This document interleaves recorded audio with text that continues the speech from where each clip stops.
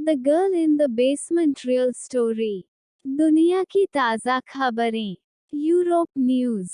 हैवानियत की हदें पार। वो गुनहगार पिता जिसने 24 सालों तक कैदखाने में बंद कर अपनी ही बेटी का किया दुष्कर्म। जोसेफ फ्रिट्ज़ल ने मध्य ऑस्ट्रिया के एमेस्टेन गांव में स्थित अपने घर के नीचे 1970 के दशक में एक कॉम्प्लेक्स बनाना शुरू किया।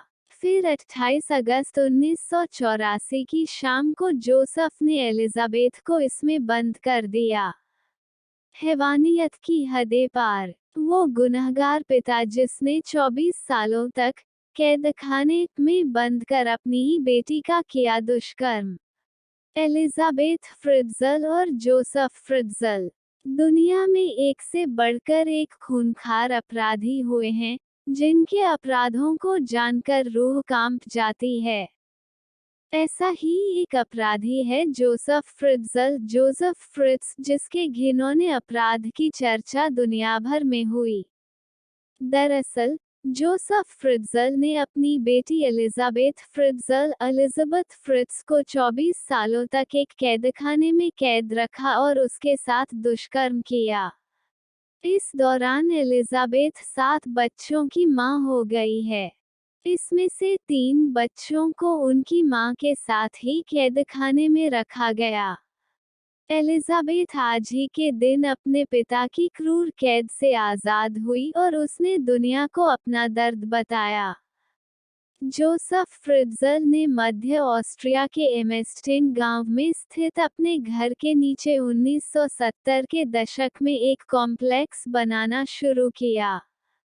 फिर 28 अगस्त 1984 की शाम को जोसेफ ने एलिजाबेथ से कहा कि उसे कॉम्प्लेक्स में एक दरवाजा लगाने में उसकी मदद चाहिए। अनजान एलिजाबेथ नीचे पहुंची और उसे जोसेफ ने कुछ सुलझाकर कैदखाने में बंद कर दिया। इसके बाद 24 सालों तक जोसेफ ने उसे बिना खिड़कियों वाले कैदखाने में बंद करके रखा। वहीं, वो 26 अप्रैल 2008 को दुनिया के सामने आई और उसने बताया कि उसके पिता ने उसके साथ दुष्कर्म किया। एलिजाबेथ ने बताया कि उसके 7 बच्चे पैदा हुए, जिसमें से 3 उसके साथ हैं। बाकी 4 में से एक बच्चे की जोसेफ ने हत्या कर दी। वहीं, अन्य 3 को उसने अपनी बीवी के साथ मिलकर पाला। अपराध का कैसे हुआ खुलासा। 19 अप्रैल 2008 को एलिजाबेथ के साथ कैद में रहने वाली उसकी बड़ी बेटी कर्स्टन बेहोश हो गई। जोसेफ ने उसका इलाज करवाने के लिए हामी भरी। इसके बाद एलिजाबेथ ने कर्स्टन को कैदखाने से निकालने में जोसेफ की मदद की।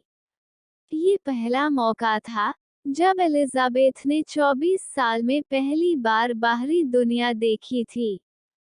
कर्स्टन के बाहर निकलने पर जोसेफ ने एलिजाबेथ को फिर से कैदखाने में बंद कर दिया।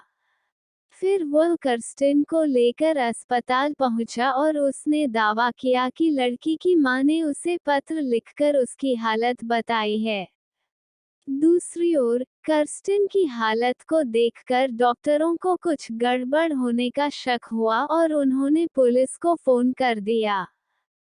पुलिस मौके पर पहुंची और उसने कर्स्टन की मां से गुजारिश की वो दुनिया के सामने आए और अपनी बेटी की स्थिति के बारे में और जानकारी दे। दूसरी ओर, पुलिस को अब जोसेफ की बात पर शक होने लगा और उसने एलिजाबेथ के गायब होने की रिपोर्ट को फिर से खोला। जोसेफ ने पुलिस को बताया था कि उसके बेटी एलिजाबेथ एक धार्मिक सभा में शामिल हो गई है और वो हमेशा ही बाहर रहती है। हालांकि, घर से गायब होने के बाद उसने पत्र लिखना जारी रखा है। हालांकि, पुलिस को लगा कि जिस धार्मिक सभा की जोसेफ बात कर रहा है ऐसा तो कोई भी संगठन नहीं है। दूसरी ओर, जिन पत्रों को जोसेफ ने एलिजाबेथ द्वारा लिखे होने का दावा किया है वे बेहद ही पुराने थे। एलिजाबेथ ने पुलिस को बताए आप बीती। वहीं, जब जोसेफ घर आया तो एलिजाबेथ ने उससे बेटी को देखने की मिन्नतें की। इसके बाद 26 अप्रैल को जोसेफ के आदेश पर एलिजाबेथ अपने बेटे स्टीफन और फेलिक्स के साथ कैदखाने से बाहर निकली।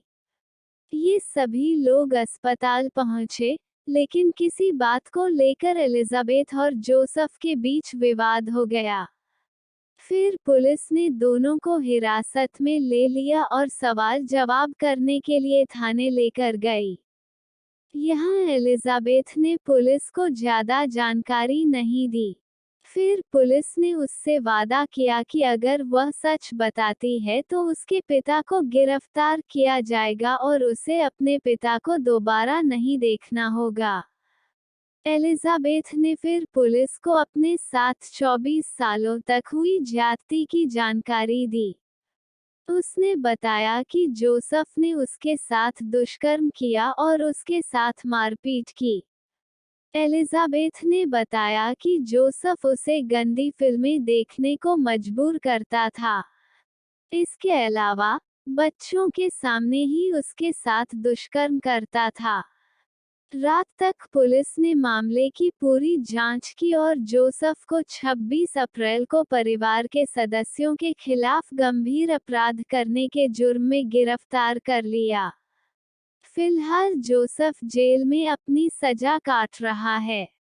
ये भी पढ़ें, 12 साल पहले किए प्रदर्शन के लिए ईरान ने अब सुनाई सजा। 2016 से जेल में बंद है नाज़नीन ज़गारी रेटिक्लिफ।